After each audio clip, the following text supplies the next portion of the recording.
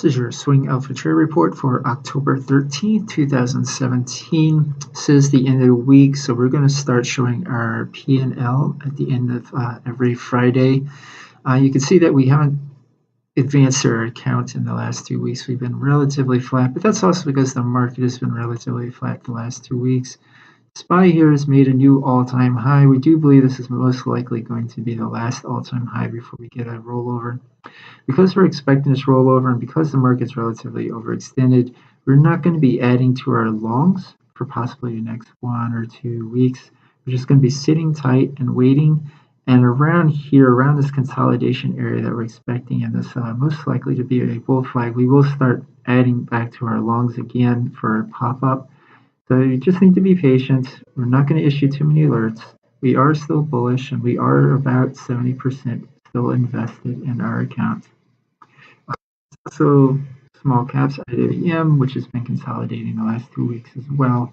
This is quite overextended, so it'd be very surprising to see it continue from here. We're more likely to see somewhat of a rollover, possibly a bull flag consolidation, maybe even a retest down to 144 at some point. So it's no reason to rush into getting into our longs right now. And the market's just not bearish enough to add any shorts either. So we just need to be patient. Next, we have China, FXI. So China's been quite bullish for the last 2 years, just trending up.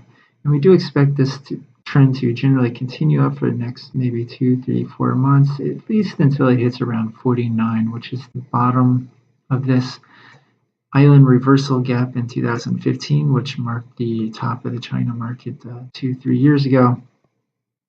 Next, we have the energy market, XLE. So XLE is also quite overextended. It's been consolidating the last 2, 3 weeks, hasn't really gone anywhere. So we do expect it to either form a bull flag, possibly retest support right here before the next bounce, or maybe even roll back over again. We're not quite sure what's going to happen right now, so we're just going to sit and wait, just watch what happens. Now, let's go over the 2 trades we did today. First trade was CF. So CF, members were alerted way back in July, on July 6th, to go long on this red candle here, on expectation that price will continue up as for this arrow. Now, members were also alerted to exit the position today at the peak. We got out around 36.98. You should have gotten out somewhere around that region. So this would have been about a 32% gain over a period of about 3 months. So that would have been about 10% per month gain on CF. The other trade we had made was AAOI. We had put out a video yesterday. If you had not seen the video yet, definitely go and see it. We basically said we had got in long on September 20th at around 64. We just barely missed our stop by a few pennies. And then, unfortunately, due to a negative earnings announcement, price significantly got down way below our stop.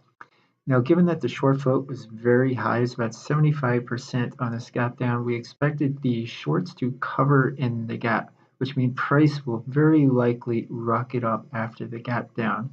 Unfortunately, we did not get that buying pressure that we expected to see. It did not go nearly as high as we expected. We got maybe 50, but we were looking for 52, 53, 54. So we did not stop out at the open. Members are alerted to just wait and see what happens for the possibility that we could sell at a higher price. Unfortunately, we did not get that higher price, and so we sent our alert at the end of the day to just exit the position. If you had followed these instructions, you would have saved yourself about 1%, which is that little green bar right here. We were, however, hoping to get closer to about 10% reduction in loss today. So AAOI would have resulted in a 27% loss. Fortunately, members were told to only use 3% of their account for AAOI just because it was highly volatile and things like this would happen. We had something similar happen in early August, so it's still definitely a possibility.